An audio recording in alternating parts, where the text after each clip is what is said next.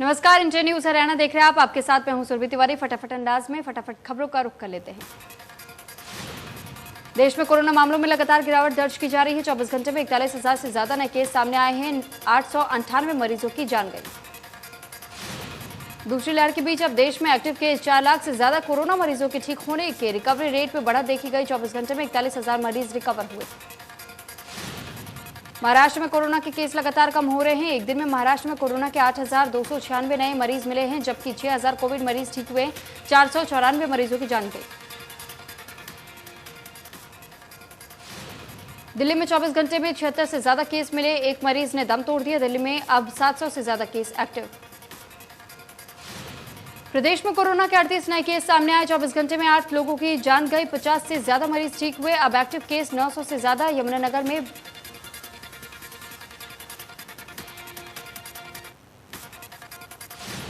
यमुनानगर के जगाधरी में बीजेपी की जिला स्तरीय बैठक का पता लगाते ही किसान भारी संख्या में इकट्ठा हो गए। वाहनों पर सवार किसानों ने अलग अलग चौराहों पर मोर्चाबंदी कर बीजेपी के वाहनों को रोकने की कोशिश और काले झंडे दिखाए। फरीदाबाद में जिला कार्य समिति की बैठक में पहुंचे केंद्रीय राज्य मंत्री कृष्णपाल गुर्जर ने कहा कि केंद्र सरकार के 7 साल की उपलब्धियों को कार्यकर्ताओं के बीच बताया जाएगा, ताकि जनता के बीच में उपलब्धियों को ले जाया जा सके।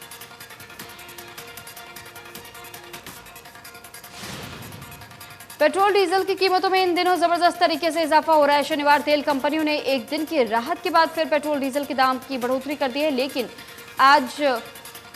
आज कीमतों में बढ़ोतरी नहीं हुई।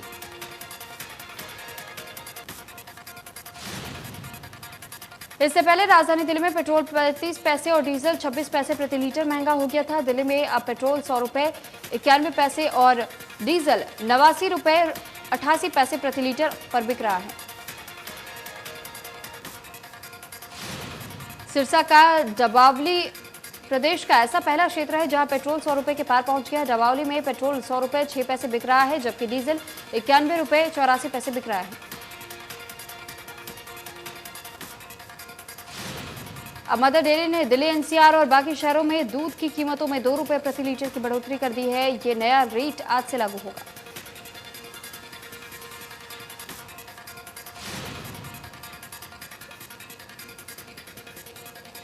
इससे पहले कंपनी ने दिसंबर 2019 में आखिरी बार दूध की कीमत बढ़ाई थी। मदर डेयरी दिल्ली, एनसीआर में रोजाना 30 लाख लीटर से ज्यादा दूध बेचती है।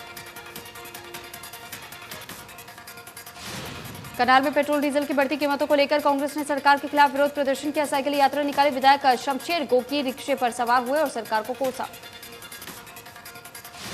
कुरुक्षेत्र में पेट्रोल डीजल के बढ़ते दामों के विरोध में कांग्रेस कार्यकर्ताओं ने साइकिल रैली निकाली। कांग्रेस नेता अशोक अरोड़ा ने कहा कि महंगाई चरम पर है। 2 महीने में डीजल 30 रुपए महंगा हुआ।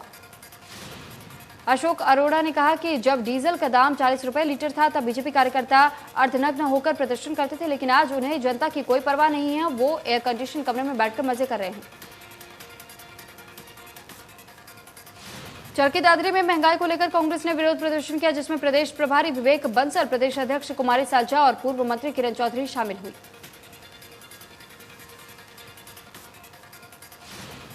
फतेहाबाद में बढ़ती महंगाई और पेट्रोल डीजल के दाम को लेकर कांग्रेस कार्यकर्ता साइकिल पर सड़कों पर उतरे। सरकार के खिलाफ नारेबाजी की और पुतला फूंका। हिसार में बीजेपी प्रदेश अध्यक्ष ओम प्रकाश धनखड़ जिला कार्यकारिणी की बैठक लेने पहुंचे। हिसार गुरु जम्बेश्वर विश्वविद्यालय में कार्यक्रम की सूचना किसानों को मिली, जिसके बाद किसानों ने हंगामा कर दिया।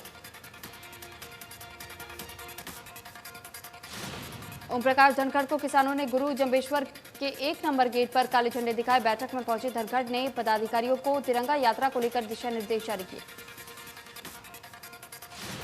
किसान आंदोलन पर पूछे सवाल का जवाब देते हुए धनखड़ ने कहा कि ये किसान नहीं, बल्कि कुछ अलग अलग पार्टियों के लोग हैं जो किसान के रूप में विरोध कर रहे हैं।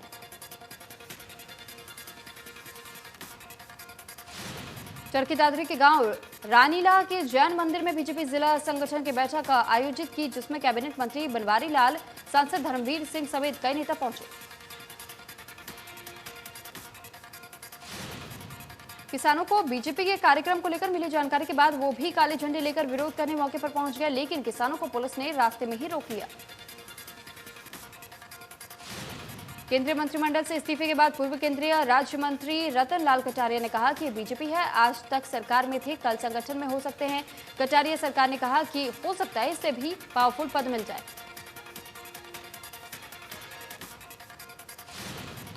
अब पार्टी के सांसद सुशील गुप्ता ने कहा कि आप पार्टी को हरियाणा में मजबूत करने के लिए वे पूरे प्रदेश में संपर्क अभियान के तहत प्रत्येक जिले में जाकर कार्यकर्ताओं से रूबरू हो रहे हैं।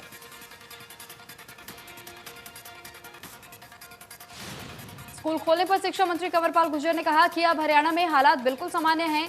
कोरोना के नए केस बहुत ही कम हैं। परिस्थितियों को देखने के बाद फैसला लिया है। कंवरपाल गुर्जर ने कहा कि अगर माहौल ठीक रहा तो उसे छोटी कक्षाओं को खोलने का भी निर्णय लिया जाएगा। उसका अभी कोई तारीख निर्धारित नहीं है। शिक्षा मंत्री कंवरपाल गुर्जर ने कहा कि स्कूलों में सोशल डिस्टेंसिंग का ध्यान रखा जाएगा और स्कूल खोलने की तैयारियां भी अभी से पूरी कर ली गई हैं। भिवाड़ी में स्वास्थ्य सेवाओं की पोल खुलती नजर आई। गांव खरक कला के प्राथमिक स्वास्थ्य केंद्र में प्रस्तुति के लिए आई महिला को घंटों इंतजार करना पड़ा। गर्भवती महिला घंटों इंतजार करती रही, लेकिन केंद्र पर चौकीदार तक नहीं मिला। पीएचसी में डिलीवरी हट बनाया गया है, जहां 24 घंटे स्टाफ होना चाहिए। बार बार चक्कर काटने के बाद गर्भवती महिला को पीएचसी में शाम को आने को कहा गया। पीड़िता के परिजनों ने अव्यवस्था का वीडियो वायरल किया। बढ़ती भीड़ को देखते हुए उत्तराखंड में पुलिस प्रशासन ने सख्त कदम उठाया है। मसूरी में प्रवेश करने के लिए सभी सैलानियों को कोरोना नेगेटिव जांच की रिपोर्ट के साथ आना होगा। पुलिस किमाड़ी और कुठाल गेट में चेकिंग चलाकर लोगों की आरटीपीसीआर रिपोर्ट, रजिस्ट्रेशन और होटल बुकिंग संबंधी दस्तावेज चेक करेगी। बाकी पर्यटन स्थलों में भी भीड़ को नियंत्रित करने के लिए प्रयास किए जाएंगे। मैदानी क्षेत्रों में गर्मी की तपिश बढ़ने के बाद पहाड़ों की रानी मसूरी में सैलानियों की संख्या भी बढ़ने लगी है। शहर में पहुंच रहे सैलानी कोरोना गाइडलाइन का उल्लंघन कर रहे हैं। कोरोना वायरस और ब्लैक फंगस से अभी देश की जनता जंग लड़ रही है कि एक और खतरनाक बीमारी ने दस्तक दे दी है। इस बीमारी का नाम बुआइन कोरोना वायरस है, जिसका वेरिएंट हिसार में भैंस के बच्चे में मिला। लाला लाजपत राय पशु चिकित्सा और पशु विज्ञान यूनिवर्सिटी के विभाग ने इस बुआइन कोरोना वायरस को खोजा है। पूरे हरियाणा से कटरों के 250 से ज्यादा नमूने लिए गए थे, जिसमें से कई पॉजिटिव मिले हैं। यूनिवर्सिटी के वैज्ञानिक ने बताया कि आने वाले 10 साल में इंसानों में जो बीमारियां आएंगी वो पशुओं से आने की संभावना है। कई वायरस जो जानवरों में मौजूद है वो म्यूटेशन के बाद नया रूप ले सकते हैं।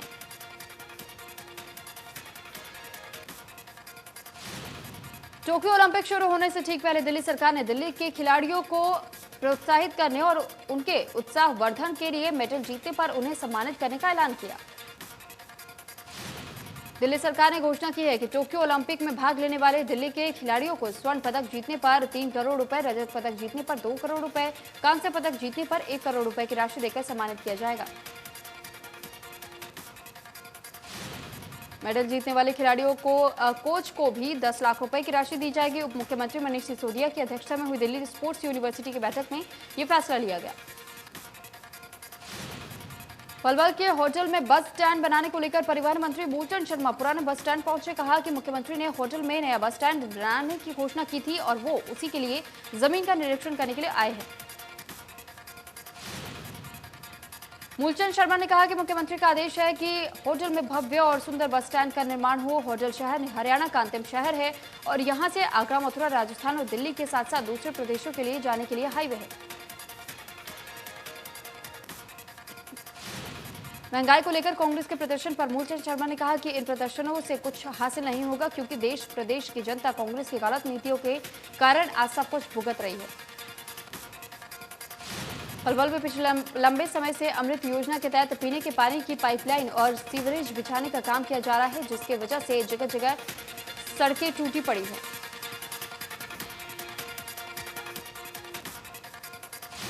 सोनीपत के वाल्मीकि बस्ती में पिछले 3 दिनों से पेयजल की समस्या से परेशान लोगों ने इकट्ठा होकर पुरखास रोड को जाम कर दिया। इस दौरान जब बाइक सवार सड़क से निकलने लगे तो हंगामा हो गया। मौके पर पहुंची पुलिस ने आश्वासन दिया कि जल्द ही पेयजल की समस्या का समाधान कर दिया जाएगा। तब जाकर लोगों ने जाम खोला। पलवल की प्रकाश कॉलोनी में प्रशासन की लापरवाही से चलते घरों के बाहर गंदा पानी बह रहा है, जिससे लोग अपने मकान बेचने के लिए मजबूर हो चुके हैं। कई मकानों के बाहर मकान बिकाऊ के पोस्टर लगे। नगर परिषद के पानी निकासी के लिए प्रकाश विहार में कोई नाला नहीं है। एनएचआई के नाले में अब तक पानी को डाला जा रहा था, लेकिन नाले का निर्माण कार्य धीमी गति से होने के चलते पानी लोगों के घरों के बाहर ही जमा हो रहा है। मामले को लेकर नगर परिषद कमिश्नर को कहना है कि समस्या को दूर करने के लिए कोशिश की जा रही है। अधिकारियों को जरूरी दिशा निर्देश दिए गए हैं। नाले की सफाई कराई जा रही है ताकि पानी निकासी हो सके। कैथल में सिविल अस्पताल में ड्राइविंग लाइसेंस के लिए मेडिकल फिटनेस सर्टिफिकेट बनाने में धांधली सामने आई। आउटसोर्सिंग पर लगे 2 अटेंडेंट ही नेत्र सहायक के फर्जी हस्ताक्षर कर फिटनेस सर्टिफिकेट जारी कर रहे थे। नेत्र सहायक को दोनों अटेंडेंट पर पहले से शक था। जब उनके हाथों में मेडिकल फिटनेस का फॉर्म देखा तो संदेह यकीन में बदल गया। जांच में वो अपने ही फर्जी हस्ताक्षर देख हैरान रह गए। यमुना नदी में खनन करने वाले लोगों को यमुना के बीच बीच भारी संख्या में रेत का स्टॉक किए जाने से इलाके के ग्रामीण चिंतित है। यमुना में किसी भी समय पानी आ सकता है, जिसके चलते हालत खराब हो सकते हैं। आरटीआई कार्यकर्ता का कहना है कि नियमों को ताक पर रखकर खनन माफिया ने यमुना के बीचों बीच गैर कानूनी तरीके से रेत का स्टॉक किया है। सिंचाई विभाग के अधिकारियों को सूचना दी गई है। सिंचाई विभाग के अधिकारियों का कहना है कि 30 जून से 30 सितंबर तक यमुना में खनन पर प्रतिबंध रहेगा। तीनों एसडीओ को आदेश दिए हैं कि स्टॉक को तुरंत हटाएं। जाखल पुलिस ने बाजीगर बस्ती के एक घर में नशीला पदार्थ की सूचना होने पर बिना महिला पुलिस के दबिश दी। पुलिसकर्मियों और महिलाओं के बीच हाथापाई हुई। पुलिस एक व्यक्ति को हिरासत में लेने के सफल रही। जो वीडियो सामने आई उसमें थाना प्रभारी सहित बाकी पुलिसकर्मी महिलाओं के साथ धक्का मुक्की करते दिखाई दिए। थाना प्रभारी ने बताया कि महिला पुलिस को किसी काम से व्यस्त होने के चलते वो साथ नहीं जा पाई। गुरुग्राम में अमेजॉन कंपनी का फर्जी कर्मचारी बनकर धोखाधड़ी करते हुए अमेरिका मूल के लोगों के साथ ठगी करने वाले फर्जी कॉल सेंटर का सीएम फ्लाइंग टीम ने भंडाफोड़ किया। फर्जीवाड़े में इस्तेमाल किए जा रहे 2 हार्ड डिस्क मोबाइल फोन को सीएम फ्लाइंग टीम ने आरोपियों के कब्जे से बरामद किया और 7 लोगों को गिरफ्तार किया। पलवल में महिला को नौकरी का झांसा देकर उसके साथ दुष्कर्म करने के मामले में पुलिस ने आरोपी को गिरफ्तार कर लिया। पुलिस ने आरोपी को कोर्ट में पेश करके जेल भेजा।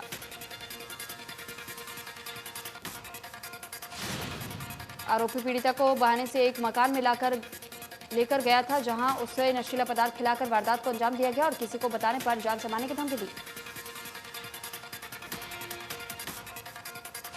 चंडीगढ़ में बदमाशों ने गाड़ी पर तेल छिड़ककर आग लगा दी। बदमाशों ने पहले गाड़ी पर रॉड से हमला किया और फिर गाड़ी के शीशे तोड़कर आग लगाई।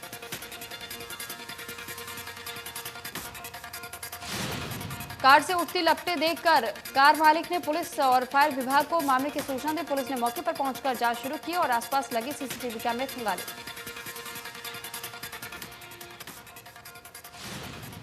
झज्जर में एक बार फिर तेज रफ्तार का कहर देखने को मिला। स्कूटी सवार 2 कॉलेज छात्राओं को ट्रक ने अपनी चपेट में लिया। हादसे में दोनों छात्राओं की मौत हो गई।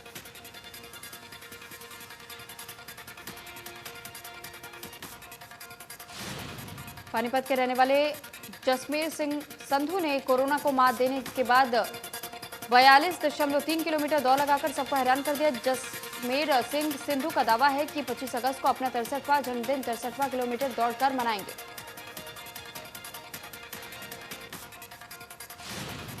फ्लाइंग संधू के नाम से मशहूर जसमेर सिंह पहले भी ऐसा एक कारनामे कर चुके। पिछले साल अपने 62वें जन्मदिन पर 62 किलोमीटर दौड़ लगाकर जसमेर सिंह सुर्खियों में आए थे।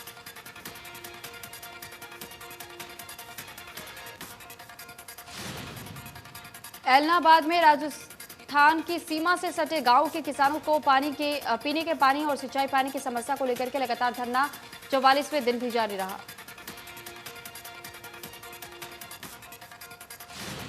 किसानों का कहना है कि ढाणी शहरा भाखड़ा माइनर की पंचुआना से जोड़ने के लिए मुख्यमंत्री ने 2016 में 16 करोड़ रुपए का बजट जारी करते हुए घोषणा की थी, लेकिन अभी तक घोषणा सिर्फ कागजों में ही सिमट कर रह गई।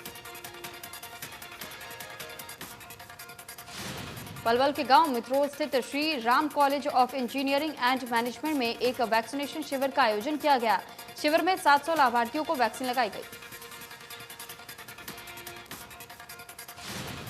इस मौके पर विधायक नरेंद्र गुप्ता ने कहा कि प्रदेश और केंद्र सरकार ज्यादा से ज्यादा लोगों को वैक्सीन लगाने पर जोर दे रही है। कोरोना की महामारी अभी खत्म नहीं हुई है, इसलिए अभी भी लोगों को सतर्कता बरतने की जरूरत है।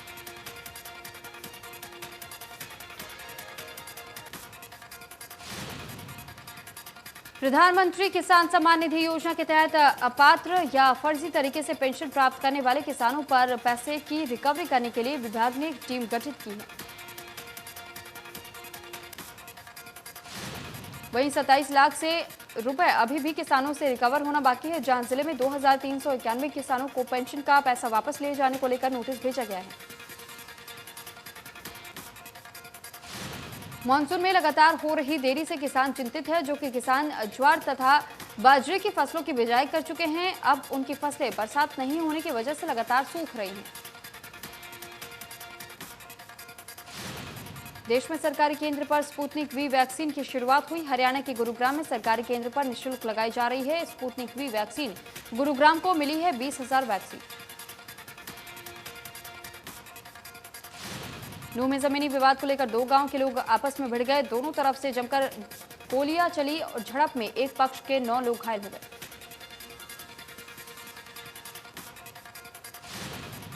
कुरुक्षेत्र में बीजेपी जिला कार्यकारिणी की बैठक में बीजेपी के पूर्व प्रदेश अध्यक्ष सुभाष बराला ने कहा कि भाजपा सरकार युवाओं को पारदर्शिता तौर पर नौकरियां प्रदान कर रही है। पेट्रोल डीजल के बढ़ते दामों को लेकर फिर बोलते हुए सुभाष बराला ने कहा कि पहले ही सरकारों ने महंगाई बढ़ाई थी। हमारी सरकार में जनता का टैक्स का पैसा पारदर्शिता के तौर पर उपयोग होता है। किसान आंदोलन के बारे में कहा कि सरकार और किसानों के ऊपर बहुत बड़ी जिम्मेदारी है। जब दोनों चाहेंगे तभी समाधान होगा।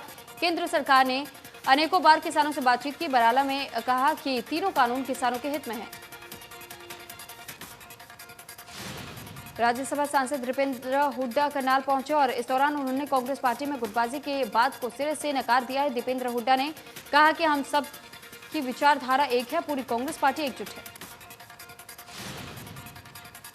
पेट्रोल डीजल की कीमतों को लेकर दीपेंद्र हुड्डा ने सरकार पर निशाना साधा। हुड्डा ने कहा कि सरकार असंवेदनशील, बेदर्द और बेशरम होकर लोगों के जले पर नमक छिड़क रही है। दीपेंद्र हुड्डा ने कहा कि हरियाणा में पिछले 7 साल में बीजेपी विफल रही। प्रदेश की जनता कांग्रेस पार्टी और भूपेंद्र सिंह हुड्डा की ओर देख रही है। मानसूनी बारिश में जल भराव को लेकर गुरुग्राम प्रशासन ने एक्शन प्लान पर काम करना शुरू कर दिया है। गुरुग्राम के डीसी की माने तो मानसून सीजन में 113 पॉइंट चिन्हित किए गए हैं, जिसमें आईएएस अधिकारियों के साथ 13 अधिकारियों की नियुक्ति की गई है। ये तमाम अधिकारी वाटर लॉगिंग संभावित क्षेत्रों पर नजर रखेंगे, बल्कि बारिश के दौरान ट्रैफिक जाम ना हो इसके लिए भी व्यवस्था करेंगे।